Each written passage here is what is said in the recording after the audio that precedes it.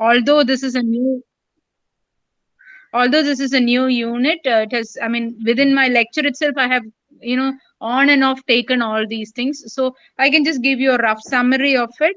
Um, as I said, principles of editing, it's very much like principles of reporting. That is, it has to be accurate, it has to be brief.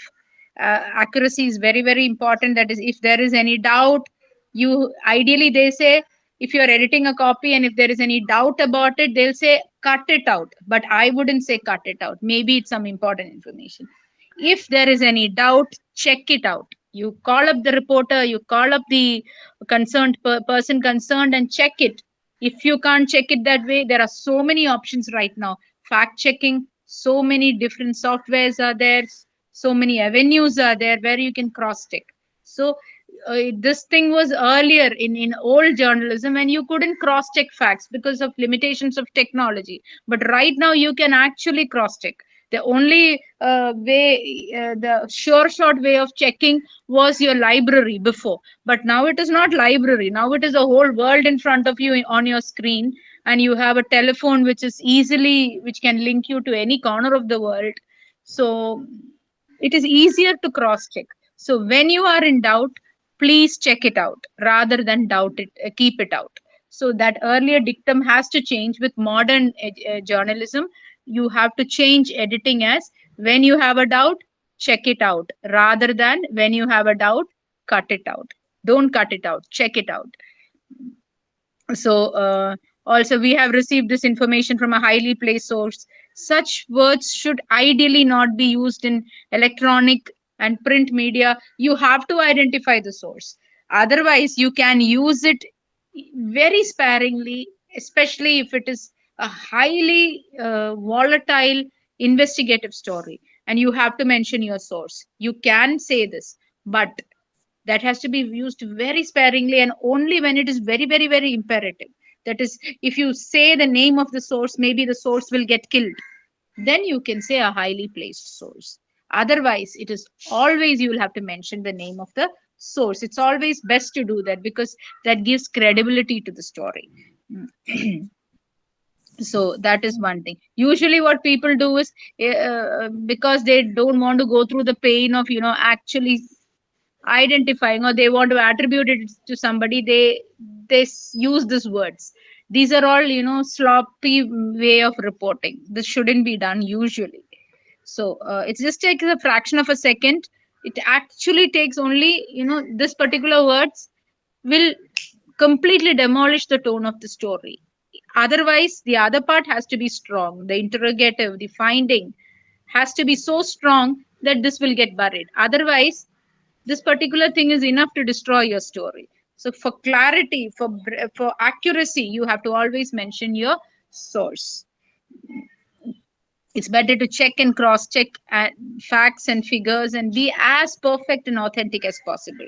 That gives the organization its credibility, that gives the reporter his credibility, that gives the editor his credibility.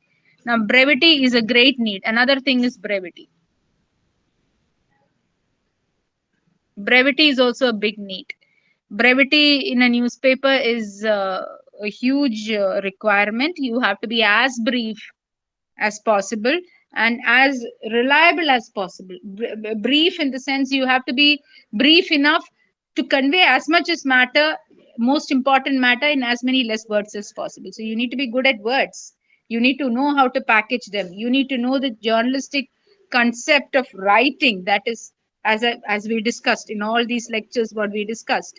Headlines, about intros, about leads, about report writing, feature writing, analytical writing, news writing. All these things you have to understand to understand the concept of brevity. The news sense you have to understand. Brevity may seem a very small word, but it actually encapsulates the entire journalism in itself. So you should know all these and have a fair sense of what brevity is.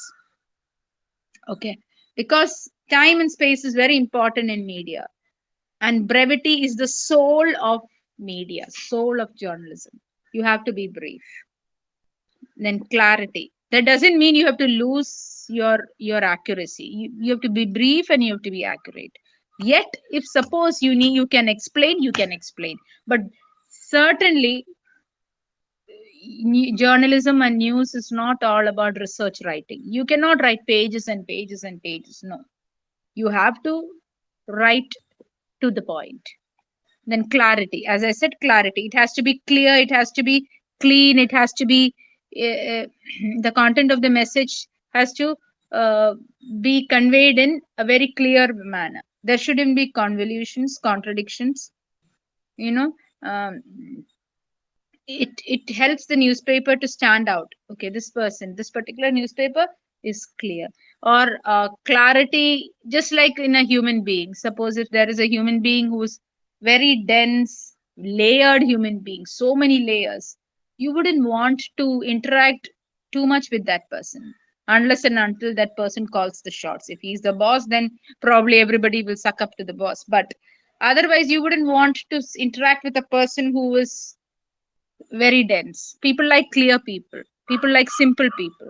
So news organizations also have to be like that. You have to be a news organization has to be clear, has to be simple, has to be straight, has to be easy, easy to understand. But that doesn't mean you have to compromise on your ideals and ideologies or thoughts. Thoughts can be dense, but words need to be simple enough to express it. That's a great challenge. It's very, very, very easy to be difficult and dense, but it's very difficult to be simple and clear.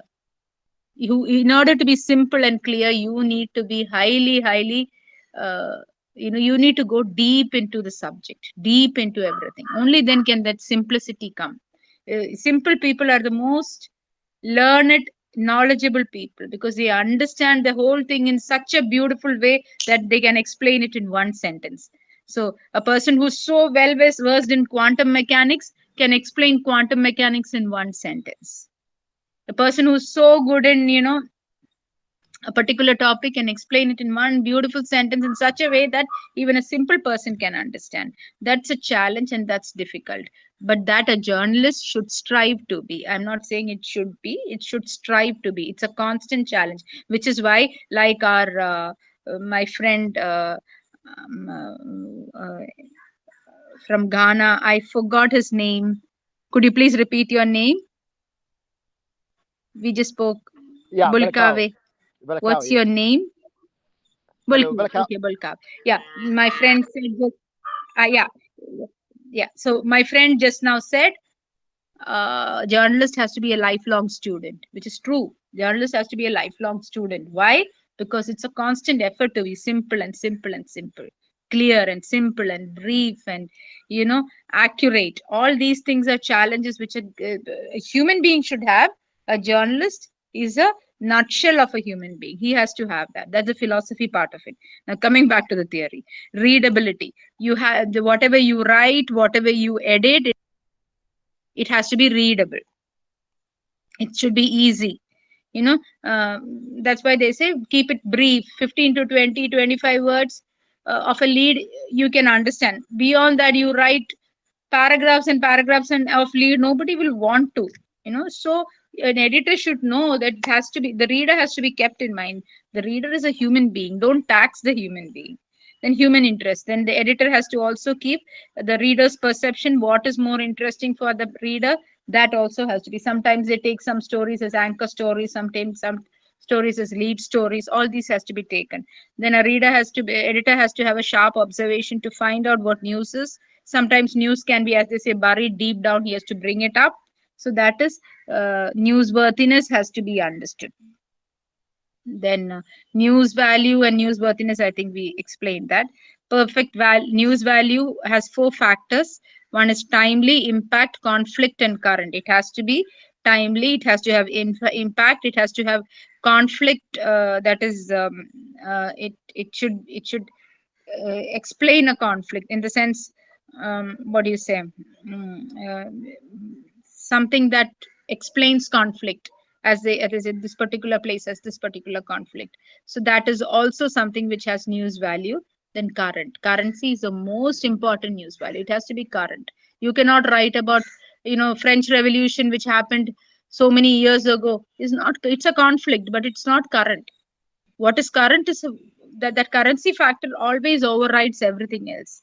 So timely impact conflict is an integral part of news value, because what is happening, human life is rife with conflict. So whatever conflict is, conflict doesn't mean two people fighting with each other. It can be a political conflict, it can be a financial conflict, you know.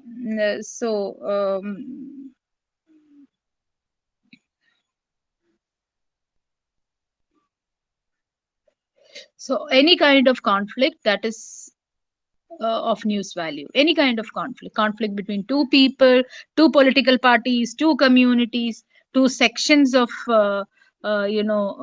business people, a conflict within conflict between two ideologies, two situations, everything is conflict. Then current, as I said, currency is also very important.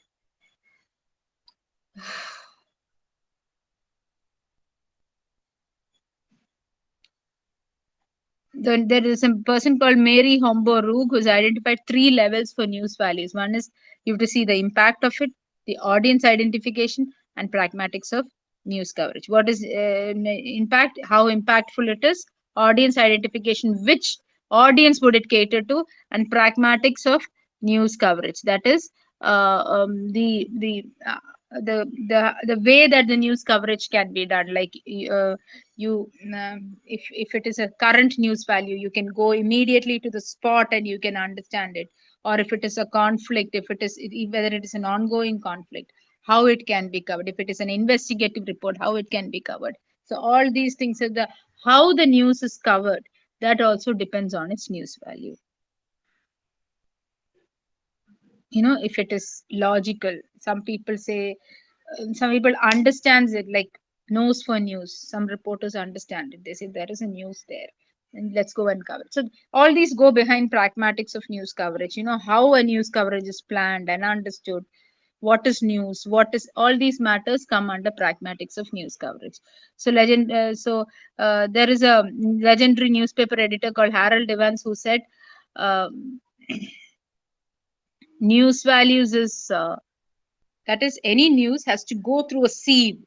All of you might know what a sieve is. Something we use to, separate the grain from the shaft. You actually make it pass through a metal sheet full of holes, small holes, so that the the grain is segregated from the shaft. We don't need the shaft, we need this grain. And for the grain is cooked, husked and cooked and boiled, and so husked and boiled and cooked and eaten, that becomes food. So similarly, you have to know, when news comes, there'll be a torrent of news. It has to pass through the sieve of news value, and that which is of most important, that has to be given for the consumption of the reader.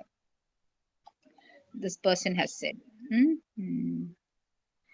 So editorial policy, judgment, style sheet, and all these things, I think we already discussed what the editorial policies are. Some policies are rightist, left. I think I told you, when you write, when we discussed about editorial writing, we discussed about editorial policies also.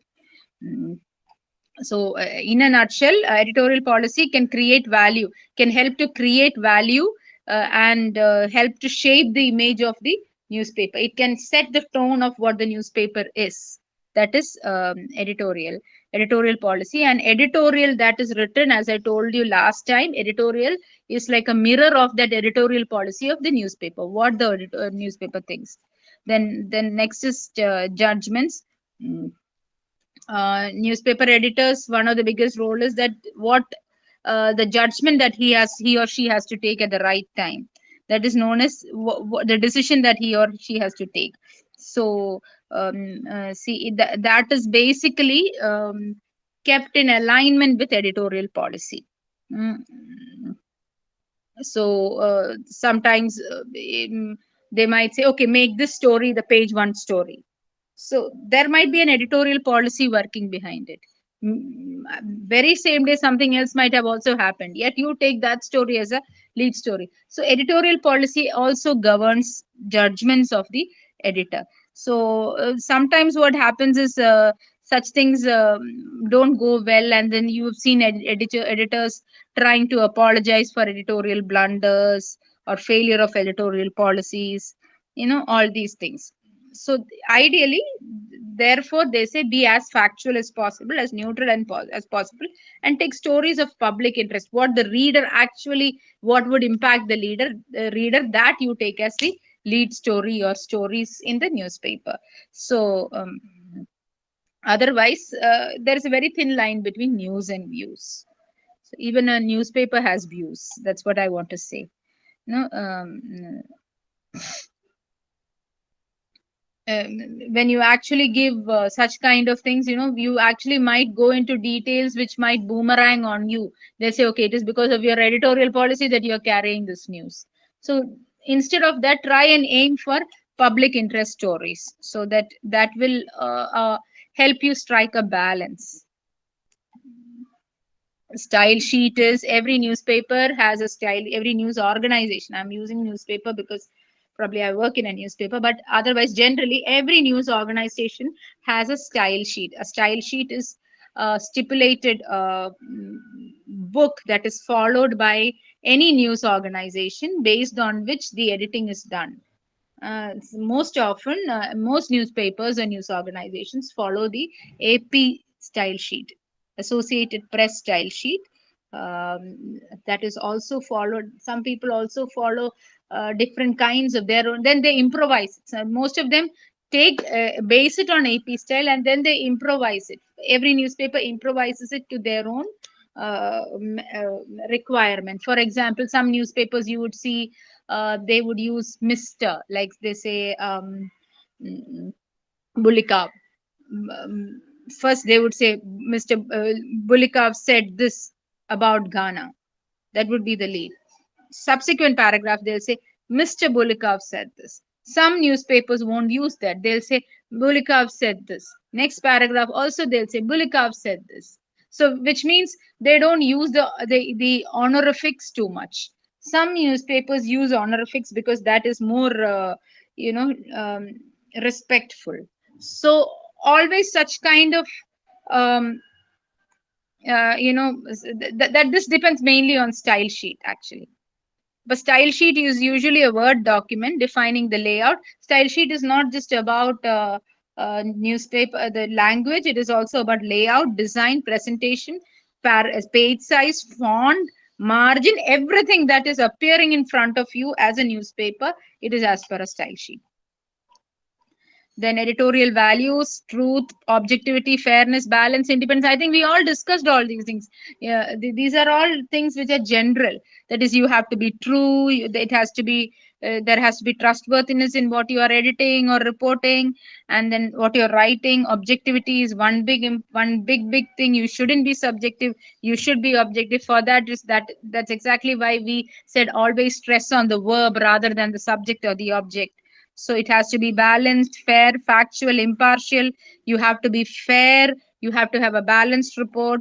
So because fairness is what keeps the newspaper in high esteem, you have to create a balance and independence. That is, um, uh, um, the newspaper should be independent of influences. It has to be neutral. Editorial challenges is, one is competition. That is the biggest challenge, because I am doing something, there are thousand other players also in the market. So in order to remain on top, I will use whatever. Nowadays, that is what is diluting news values. Not just news values, the trustworthiness, the ethics, everything is being diluted because of competition. I want to stay ahead of the flock. So what I'll do, I will dilute my news space. There is paid news coming in, there is fake news coming in, there is sensation coming in, there is advertorials more. So all these things are because of editorial challenges, the competition part of editorial challenges. Then you have bias. Sometimes there might be bias. For example, uh, recently there is a press council chairman said, Markandeya Kachu, he said that Indian press is fact conditional, or rather situational. That is, depending on which situation it is, it keeps swinging to that side. If one party is in power, it will write in favor of that party. If some other party comes, it will write in favor of it. It doesn't have a stand. So that is bias. Bias is also because it has to stay afloat. It has to get a lot of money because government ads fetch a lot of money. Whoever is in the power, they'll get more of government ads, and thus the paper or news organization will have more money. So that is one of the editorial challenges, that to remain free of that bias or independence, or claim your independence. Then slant, as I said, editors, you are supposed to have a objectivity part of it, but sometimes mm,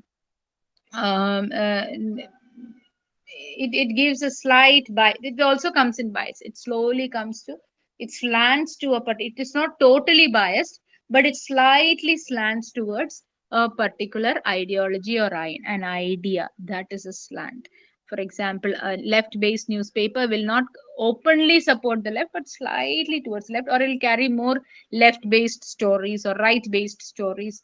So which will show that okay, this particular newspaper is, or news organization is slightly tilted towards that.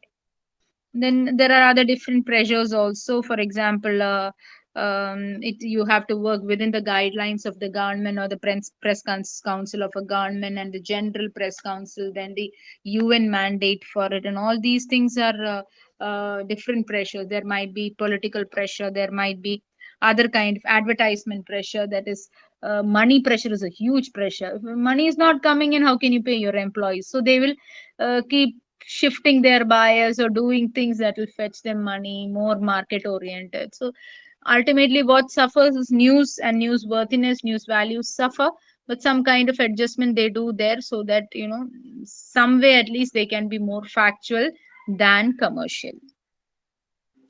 Okay,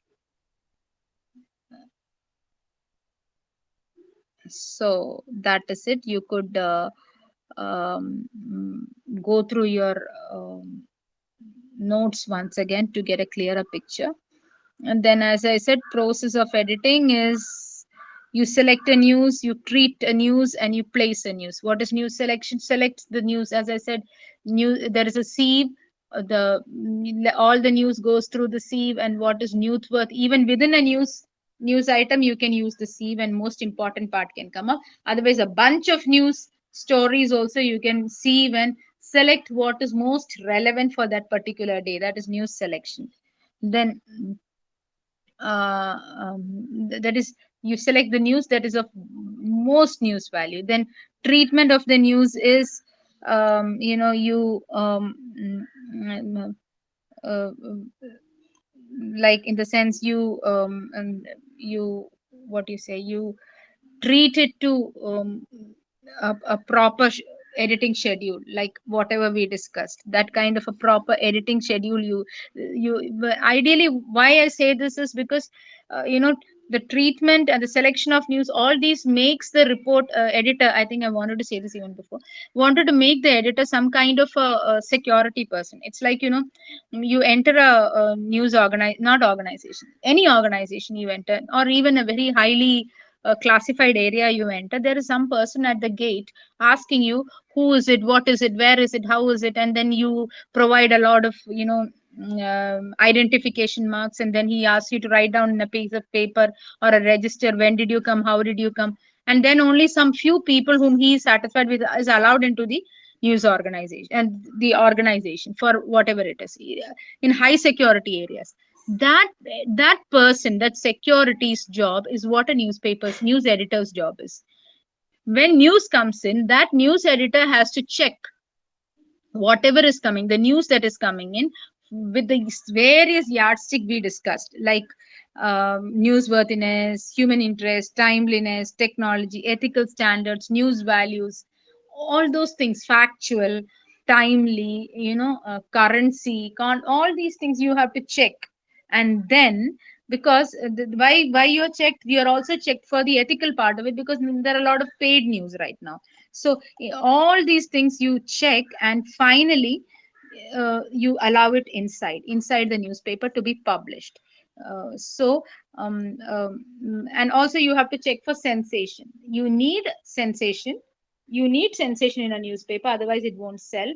In a news organization, otherwise it won't sell. So but an editor has to keep a check on the sensation. You have to have a balance. So all that things you have to take care. That is what is selecting news.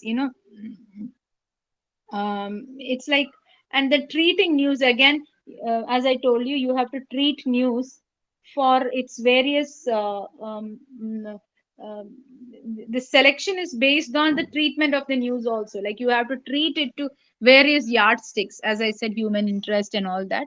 That's you have to treat it to those yardsticks and finally select it. And then placement of the news, again placement of the news also, you have to sieve the news and keep it based on various yardsticks again. And those yardsticks are which one will be placed where, page one how will it be, page two how will it be. It's a very important aspect of news editing.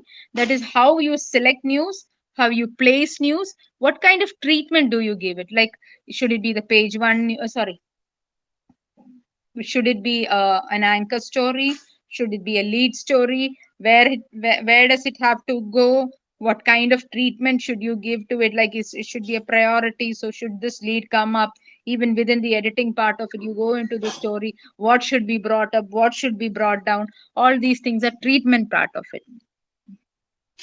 Okay.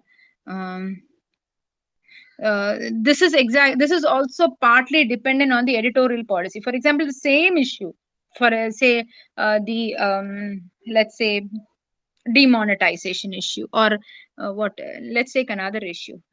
Demonetization is old. I'm saying demonetization because when I revised for giving the lecture from your notes, that particular issue was mentioned in the note. So let's take another issue which is current. Say Hamas issue. This particular Israel-Hamas war. That's a very current issue. Demonetization happened some years back. This is a very very current issue. What is going on even now, or the Ukraine-Russia war? It's still an ongoing issue. So these issues, one newspaper will deal with it differently, the other newspaper will deal with it in a different manner. So that is because of the gatekeeping policies, that is editorial policies of each newspaper, which sets its tone for what, which sets its tone for the what I say, the as they call it, news selection, treatment, placement. All these things are also slightly dependent on editorial policies, but that doesn't mean that there should be bias. Still, you should strive to have a balance, which is why most newspapers will have the same page one, because they're trying to be as factual as possible, even keeping in mind their editorial policy. So that way there is some fairness, but editorial policies do influence the selection, treatment, and placement of news. Hence, newspaper story selection, treatment, and placement are totally based on agenda of newspapers. Not, I wouldn't say totally, complete, not totally, but to a large extent. Unless any big news is not influencing the integrity of the majority of the common man. Like, for example, suppose if there is a huge news which is breaking out and you cannot afford to miss it, then every newspaper will carry it. But if suppose it's not a huge news, then they will use their editorial policy to determine the selection, treatment, and placement, and sieve out some news which does not align with their editorial policy. So there is a subjectiveness there. So you cannot say that journalism is completely neutral. No, editorial organizations are not completely neutral, although they should be. They cannot be, they are not, and they aren't completely neutral, maybe because they are also some way determined by the market forces, or their own ideologies. So that is one aspect of it. So anyway, I mean, all these things might be known to the people who are already in journalists. So I'm just saying for people who are not in journalism. So, from this aspect, some common factors are involved for selecting news, treatment, and placement, and they are like threshold. One is threshold, frequency, unexpectedness, negativity. All these things are common factors. Threshold is the scale or size of the matter for selection. For example, some things are too big that you cannot avoid it. For example, a tsunami happening in which thousands of people have lost their lives. That's a huge thing. You cannot avoid it, so it has to come in the page one. But suppose if sea erosion is happening in a small coastal town, it need not come in page one unless and until there is a huge loss associated with it. So threshold is very important. Scale or size is that is threshold. Then frequency. Frequency is suppose if something occurred very very unexpectedly, or something that is occurring very frequently, then it becomes a very newsworthy thing. For example, let's say, what do you say, um, um, mm, give me an example of it.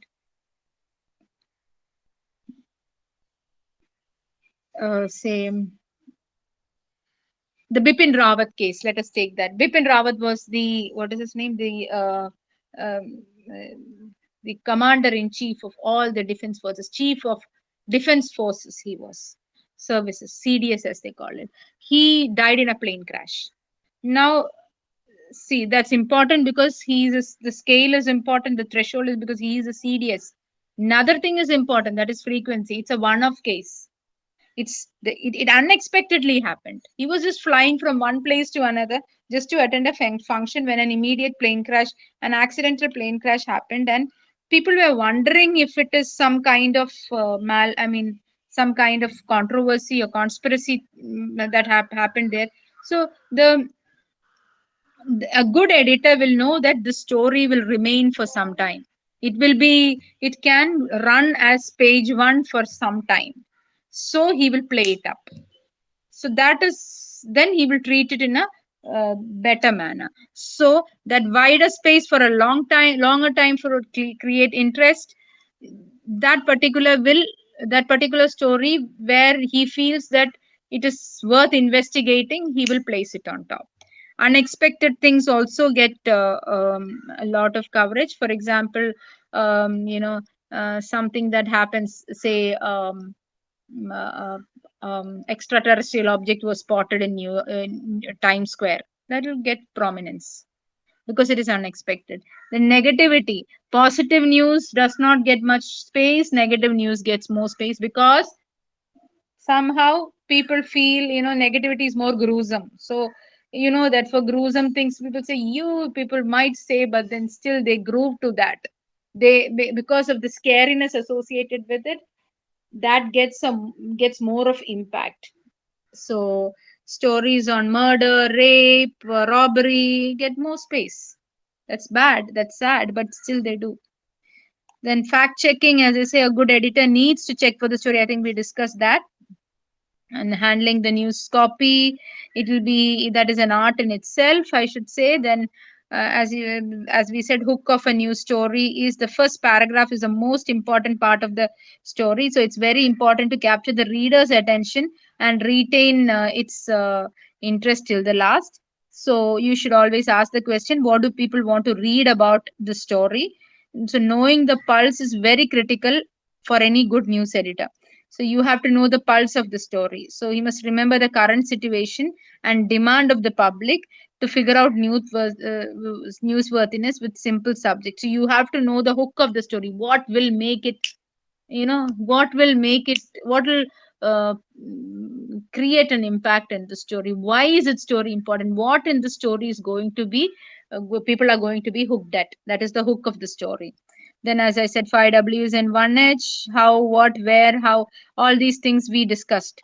Inverted pyramid, the most important has to come up for a reporter also, and for an editor also. He has to see to it, he has to think like a reporter and a reader and bring the most important thing on top, because if even if the reporter does not bring it, he has to bring it on top, because the cutting part can be done not just at the editorial side, it can be done when it is going for typesetting or it is going online also. Even at the last part it can be cut away.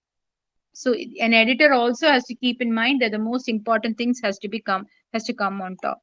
Next is to keep it simple. And then you have to when you write a story, planning and visualization of a news story, we've discussed about planning in a news story. Same has to be employed in editing also. You have to find something and interesting that is written about. You have to see if the report has its sources, objective and fair. Draft a lead that will draw the attention of your readers. You have to formulate the lead and develop the structure of the rest of the story. conduct interviews, and then back it up. An editor has to see if all these things are done.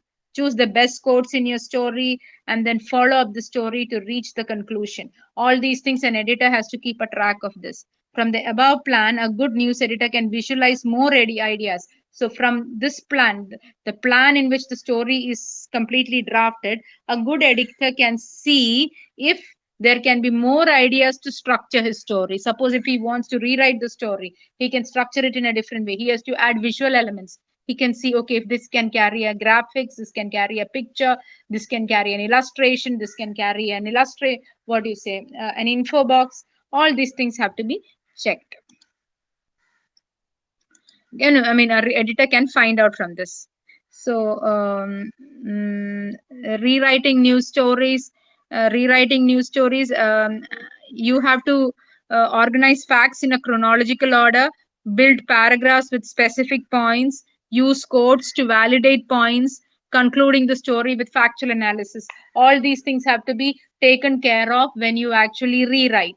But rewriting essentially is uh, should be done only if you feel the structure of the news report is not proper.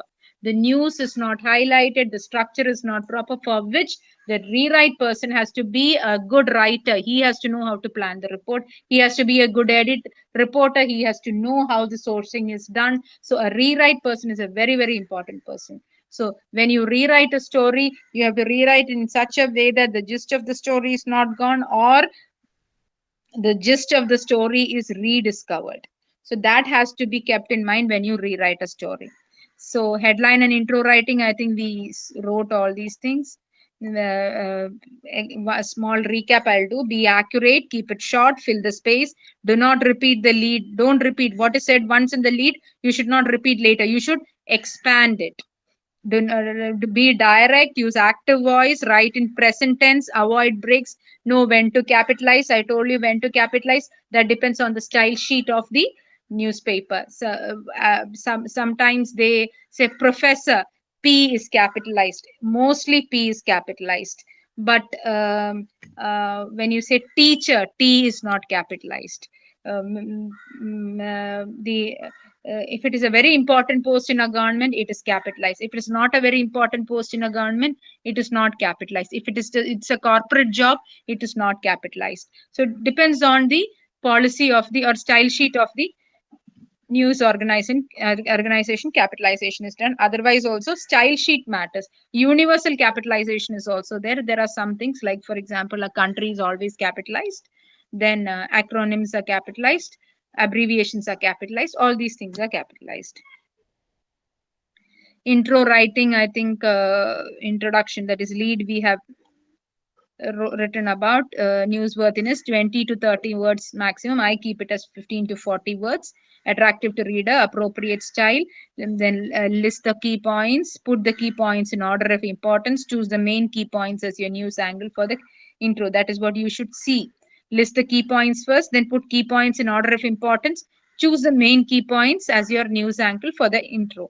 So these are things which you should see when you write a lead. Then follow the style book, use of synonyms and abbreviations. That also you have to make sure. Like, for example, news also is referred to a story or bulletin. Story in a newspaper, bulletin in a TV media. Editor is called a copy editor, reviser, rewriter. Copy is called a print type. Intro is called a lead, preface, forward. Newsworthy is relevant, meaningful. Headline is called a heading or a title. Bias is favoritism, unfairness. Slant is called leaning, declination. All these things are synonyms. These are basic things which normally journalistic people use in a newsroom. Abbreviations, you know what it is. AP is Associated Press style. Associated Press is a news agency. KISS is means keep it short and simple is KISS. If somebody says KISS, means keep it short and simple. PV is passive voice. SP is spelling error. SF is sentence fragment. RO is run on sentence. That is one sentence that runs on. That runs on is RO. Like runs on to the next line is RO. That is why we say run it on, they say in editorial lingo. So these are editorial lingo. I think all these things are there in your in the material that is given to you. You could just go through it. I'm giving you a short a quick recap of that, and plus I'm putting in my experience also. So if when you go back to your matter, you will be able to get a wider perspective, and most of you don't need a wider perspective because you already are working journalists. Then importance of grammar and language, you know that how important grammar and language are. Then structural levels of editing is, you will have structural editing. What structural editing is also known as, substantial of developmental editing. You have to um, two types of structural editing is there: fictional editing and non-fictional editing.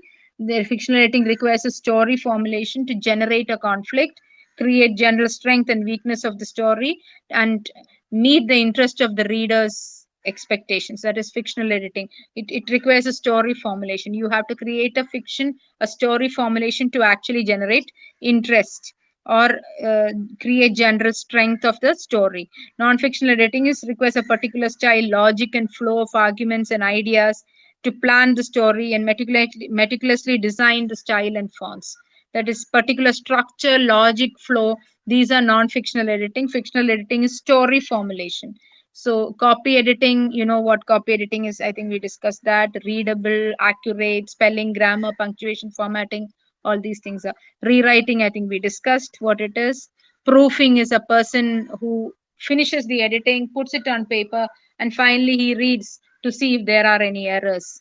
That is newspapers. Nowadays, the sub editors themselves do it. Earlier, there were specialized news proofreaders for it.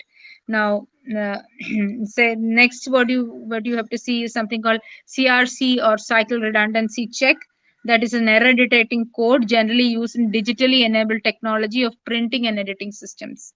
The system is capable of checking storage device and accidental changes in raw data. Okay, so CRC can be used for error correction once data is fed for publication. After, it's like an error check, or you run it on a digitally enabled tech. It is a digitally enabled technology for error check that is invented by somebody called Presley Peterson in 61. This is majority of publications and researchers now use the system to rectify any message for final, before they send it for printing. I think this is, most of us use it. CRCs. I think spell check is one part of it. That's a small part of it, but final CRC formatting, error, everything, you just run the entire thing for that. It's done just before publishing it. So editing and proofreading, I think we discussed. There are certain symbols of editing and proofreading. Those symbols are there in your text. uh, how would you use for delete? So see, these are things which were used till now by the editors. Even now some old school editors use it, but nowadays that is not done usually. But still old school editors still do it. It's better to know these symbols. So these symbols, the list of symbols are there. You could just go through them. There is a link also given, so you could check that link for a better idea about it. Then you could, as I said, grammar is one part of it. So try and see to it that there is always two three grammatical aspects. One is keep it always active. Next, always see if there is subject verb agreement. Most people make mistakes in that. Subject verb agreement is a plural verb take a plural subject takes a singular verb. A singular subject takes a plural verb. That agreement you have to see always. For example, the efforts of the dog to reach up to the cat was in vain. Actually, uh, efforts is, people what they would do, efforts of the dog, they would think that the dog is the subject there. The dog is not the subject. The subject is the efforts of the dog, the work done by the dog. So the efforts of the dog to reach up to the cat were in vain or are in vain. It's plural. Efforts is actually, um, efforts would be, efforts of the dog is actually a plural noun. So plural noun will always, when you actually have a subject verb agreement, it has to be um, uh, uh, a plural verb has to take a singular, one minute, a plural noun, a subject has to take a singular verb. So efforts of the dog to reach up to the cat was in vain is the past tense given. That is wrong. The ideal thing should be efforts of the dog.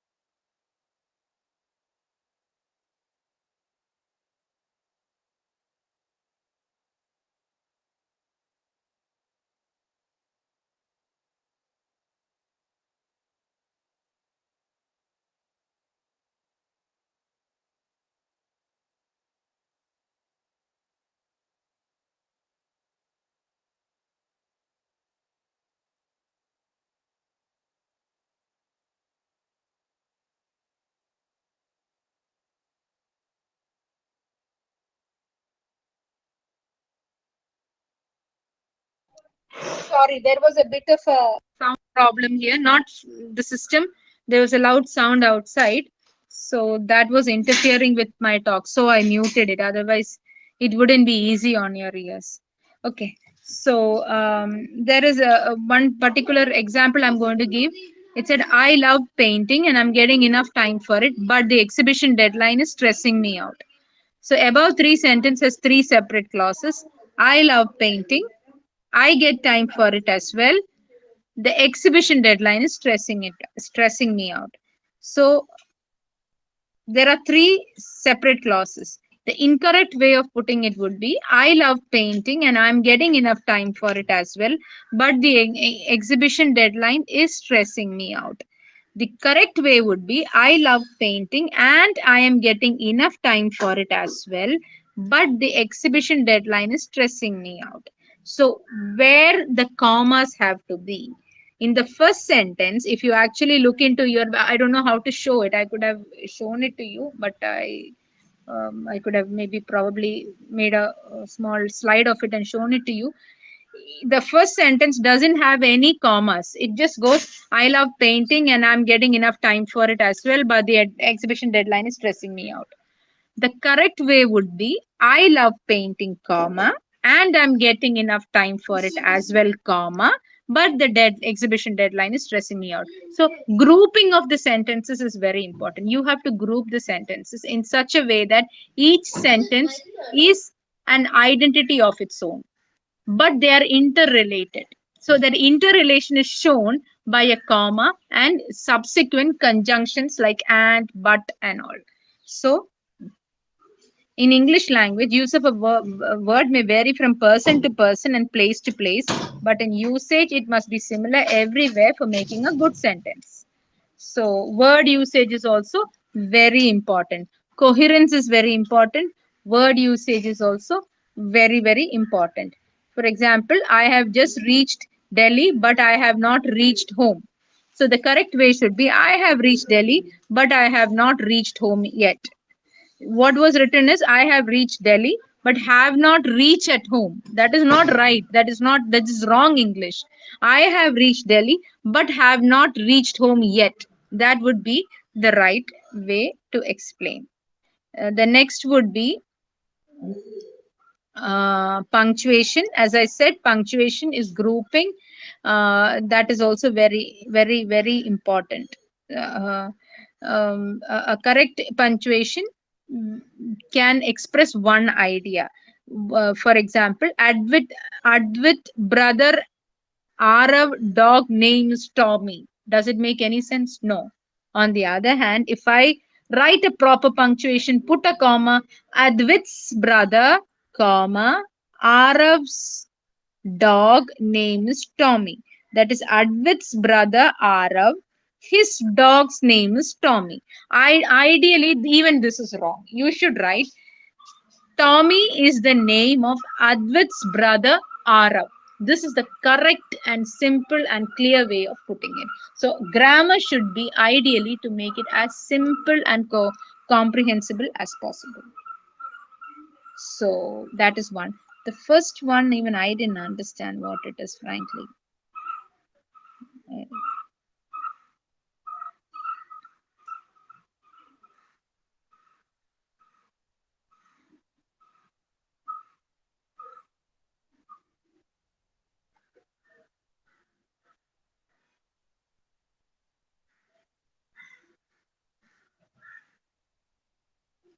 Okay. Next is compound words and spellings. Compound words, some words are hyphenated, some words are not hyphenated. For example, if you have two unrelated words, you can hyphenate them if it comes as an adjective. For example, um,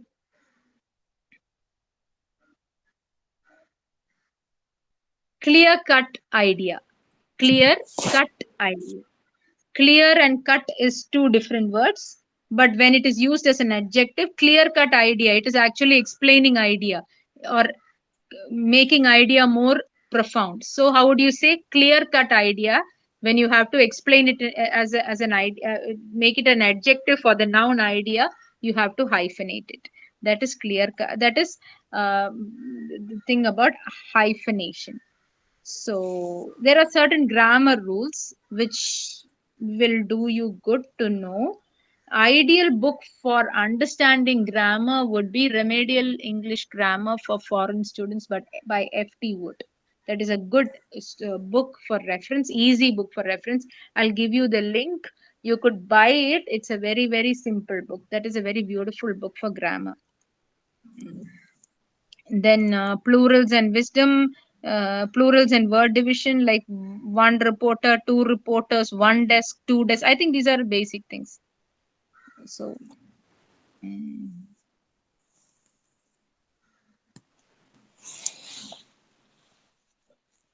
italicization and capitalization, it basically depends on the organization, but ideally you have to italicize any foreign word, as well as you have to italicize the name of a book, the name of a film, and all these things. Then um, you could also take guidance from AP style book, which gives you an idea of what how capitalization can be done. Style guide differences, again, you have style guides like AP style guide, Chicago manual of style. AP style guide is the best. You could follow that in case. Style guide similarities, or there are three styles. No, there is MLA style, or there's one style called the MLA style also. Um, in all three styles, capitalize the first and the last word of any title. But in AP style book, all three words. That is in most places, AP style book is slightly more rigid in terms of capitalization when compared to Chicago and ML. It's always better to go with AP style book. So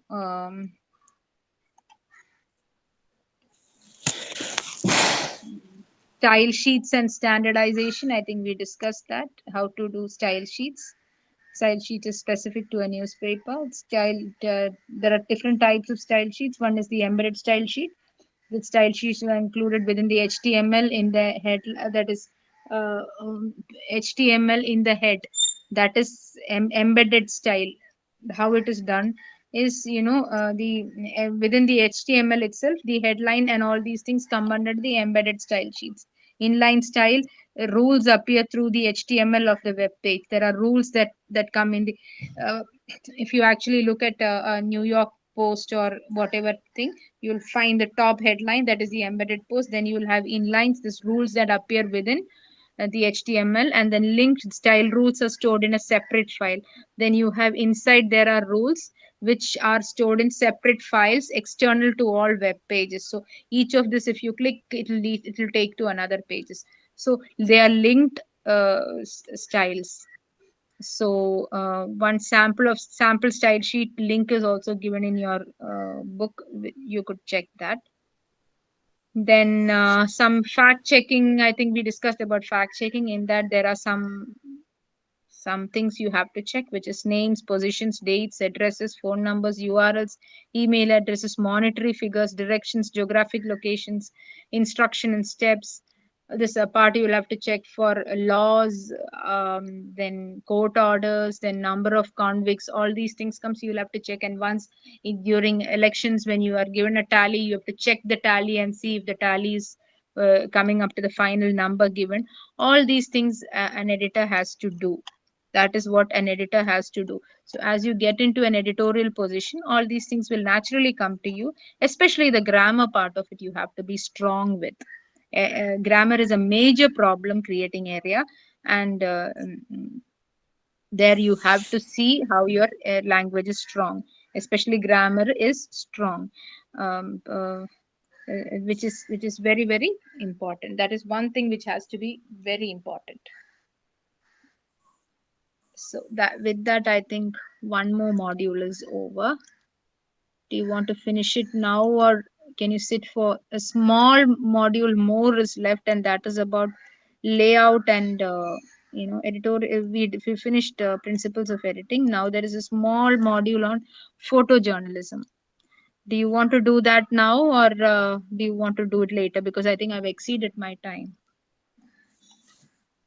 but I'm Yeah. still yet to finish this particular. But I think if you can get appropriate time to finish it out, that will be fine. If that is okay by So, you. what you say on Friday when we meet, we do these two modules? That sounds great. Okay, okay then. Because I exceeded a bit of my time, so this particular unit is remaining that we can carry. We will take it in as part of the next class. A little more time we'll use, and we'll finish that off. Thank you all. If Okay. there is any doubt, please do contact me on the chat. I'll give you the links of the book, the name of the book. Would suggest that all of you get a copy of that book, which is very very good in terms of grammar. It's very simple and it's very easy. There are a lot of exercises. I personally follow that, and it's a very nice book. Okay. Okay. Thank you, madam. Thank you so much. Thank you very much for your time. Thank you so much. Yeah. Thank you. We enjoyed the class so much. Bye Bye. bye. Bye bye. Uh,